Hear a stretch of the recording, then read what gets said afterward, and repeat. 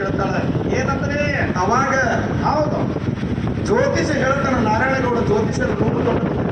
ಏನಂದ್ರೆ ಸರ ಅವಾಗ ನಾರಾಯಣಗೌಡ ಏನ್ ಹೇಳದಪ್ಪ ಅಂತ ಕೇಳಿದ್ರೆ, ಏನಪ್ಪ ನೋಡುತ್ತಾ ಈ ಕೂಸು ಹುಟ್ಟಿದ ಯಾಳೆ ಬಾಳ ಸುಮಾರದ, ಹೌದು ಈ ಕೂಸಿನದಿಂದ ಊರಿಗೆ ಕೇಳದ, ಆ ಊರಿಗೆ ಕೇಳದ ನಾಡಿಗೆ ಕೇಳದ, ಹೌದು ಅಷ್ಟೇ ಅಲ್ಲ ಕಾಸ ಸ್ವಾದರ ಮಾವು ಈ ಕೂಸಿನದಿಂದ ಕೇಳದಂತ ಕಾಲಕ್ಕೆ ಅವಾಗ ಹಂಗಾದ್ರೆ ಏನ್ ಮಾಡ್ಬೇಕಂದ್ರ ಈ ಕೂಸಿನ ವಯದ ಆರ್ಯಾಣಕ್ಕೆ ಬಿಡ್ಬೇಕಂತ ತಿಳ್ಕೊಂಡು ಹೇಳೋದು ಕಡಿಮೆ ನಾರಾಯಣಗೌಡ ಜ್ಯೋತಿಷರ ರೂಪದೊಳಗೆ. ಹೌದಪ್ಪ ಹೌದು ಸುಳ್ಳು ಭವಿಷ್ಯ ಹೇಳ್ದ ಅವಾಗ ಸೌರಮ್ಮ ದೇವಿಗೆ ಏನಂತು ಸಿಕ್ಕಿ ಸಿಡಿದು ಬಿದ್ದಂಗಾಯ್ತು, ಮುಗಲ ಕಳೆದು ಬಿದ್ದಂಗಾಯ್ತು. ಪರಮಾತ್ಮ ನೀ ಅಂತ ಮಾತು ನನಗೆ ಹೇಳಿತ್ತು,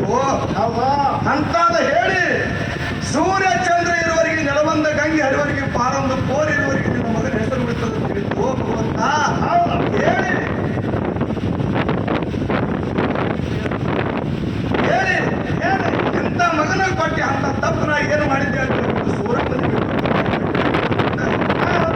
ಕಳ್ಳಾಕ ಚಾಲು ಮಾಡಿದ್ರು. ಹೌದು ಅವಾಗ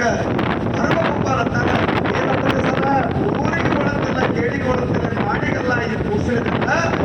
ಹೈರಾಣ ಬರಲಾರ ಈ ಕೂಸಿನ ಮಾರಾಟ ತಿಳ್ಕೊಂಡ ಏನ್ ಮಾಡಿದ್ರು